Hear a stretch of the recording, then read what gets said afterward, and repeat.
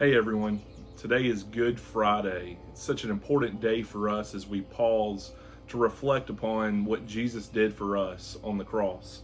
And so I want to share a few thoughts with you from today's chronological Bible reading assignment. And so we're actually looking at multiple accounts of the same short story from Matthew, Mark, and Luke. And so yesterday we read about Jesus was going around doing many miracles.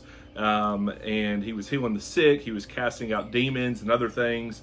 And so we kind of pick up on the next morning here, and I'm going to be looking primarily at Mark chapter 1, and we're going to be starting in verse 35 to kind of see what happens after that day of ministry and miracle working.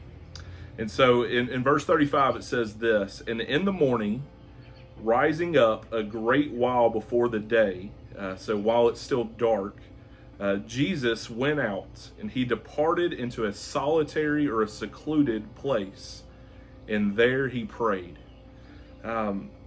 Jesus, the next morning, after spending that day doing ministry, doing miracles, he needed to get alone for prayer. And so maybe to recharge or whatever the case was, he got up early in the morning while it was still dark, and he went to his solitary place, his secluded place. And we see this many of times throughout Jesus' ministry and his life as recorded throughout the Gospels. He needed time alone with his Father, with God, to pray. And so if Jesus needed that, ask ourselves a question like I asked a couple weeks ago: how much more do we need that for our lives today? If Jesus made time to get alone with God and pray and seek him and hear from him, man, how much do we need that? Time alone, early in the morning, peaceful, quiet, to pray.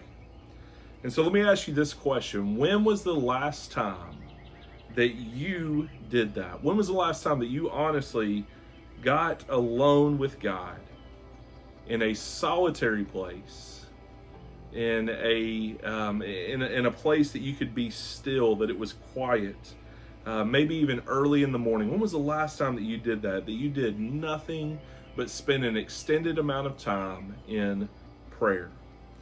And so I just talked to one of my friends who I did ministry with for over 6 years in Texas, and he just did a men's retreat where a couple of months ago. And so during that time, he spent 8 hours alone with God. He was out in the woods for 8 hours with no one else around, with just his Bible, to spend time seeking the Lord and spending time in prayer. And he said that it was one of the greatest experiences of his life. And I've been thinking about that, man, how awesome that would be, and how I need to find some time to do something like that. And so, our lives today, they're so busy and they're full of so much noise and distractions. We flip out when we have these social distancing things put in place that remove some of that busyness. It changes our lives, and sometimes we don't like it when our lives are changed, or how we spend our lives and spend our time changes. Now, I'll say most of us, I think we would say that we found this time very refreshing and rejuvenating, that our lives have kind of been changed in this way, that have given us more time to do things that really are more important. And so, for us, man, our lives and our spiritual lives, they require this time of stillness, of seclusion, of solitary, where we clear our calendar and we spend time in peace and in quietness, and just spend time praying and listening to the Lord. So this principle has proven to be one of the most impactful and effective things in my walk with Christ, and yet still often it's one of the hardest things to implement in my life. It's just this stillness. Psalm 46:10 says it's probably one of my most quoted Bible verses. I quote it to myself all the time, and I quote it to others. I use it and reference it in many messages and lessons that I teach. It simply says this: "Be still and know that I am God." Be still and know that I am God. Man, I need that verse so many times in my life. And that's exactly what Jesus was doing here. And so why did he do that? Well, he just finished a day of ministry. Like we said, he spent this time doing miracles and serving others. And listen, it's difficult. When you give yourself away like he did and like we're called to do, man, sometimes that can be very trying. It can be very difficult. And it wears us out. But also, I believe that Jesus needed a time, he needed to seek some wisdom and direction from the Lord on what to do next in his ministry.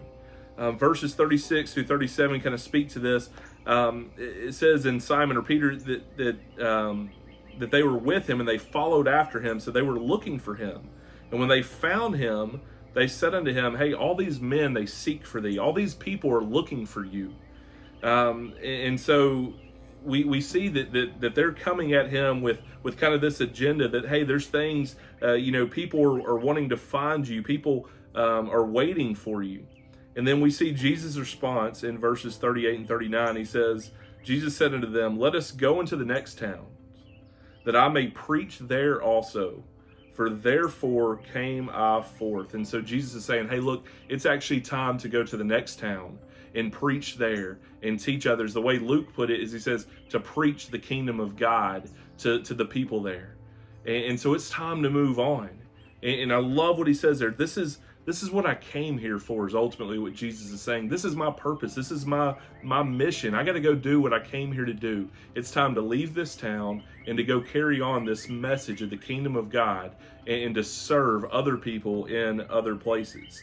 And then verse 39 says, he preached there in the synagogues all throughout Galilee, and he cast out devils. He did more miracles. Jesus says, look, I got to go do what I'm supposed to be doing. And he goes and he does just that. So Jesus needed to spend time in prayer and preparation for his continued ministry, for him to keep doing what God made him to do, what God sent him to do, to fulfill his purpose and his mission. So again, I ask ourselves the question today, are we fulfilling our mission and purpose for our life today? Are we doing what we came here for? Are we telling others about Jesus and serving and loving others the way that we were created to do? And so when we think of that, we ask this question: when was the last time that I spent time in dedicated prayer, asking God to help prepare me to fulfill his mission and purpose for my life? When was the last time we did that? And so Jesus came for a reason. He needed to stay connected close with the Father to accomplish his purpose. He needed him for strength and for encouragement, for wisdom and for direction. And so today, on Good Friday and this Sunday on Easter, we celebrate what Jesus came here to do, what he came for, what he was talking about here. We celebrate that. We celebrate his purpose and his mission and how he fulfilled that. And we also remember that we're called to tell others about him. We're called to tell others about what Easter is all about, to tell others about the gospel. And so listen, today or sometime this Easter weekend, I want to challenge you to spend time in prayer. Spend time in prayer. Find a quiet and a secluded place, a place of solitude. Maybe it is early in the morning when it's still dark. Maybe that's the time you need to be still. Find that time to be still, to pray and to listen. And listen, this weekend, thank God, thank Jesus for what he did on the cross and what he did in the tomb. Reflect on the Easter story and ask God to help prepare you for the ministry that he's called you to do, for telling others about him. Listen, that may be the best way that we can spend this Easter weekend. This is already going to be a weekend where our normal traditions for Easter are thrown out the window. But maybe this weekend, God wants you to spend some time secluded, dedicated in prayer, reflecting upon him and asking him to help prepare you for the ministry that he's called you to do. So listen, the calendar's already been cleared for the most part. We aren't really supposed to go anywhere anyway. And listen, many of the noise and distractions in our life, they've been reduced. And so what better opportunity to experience Easter maybe in a whole new way?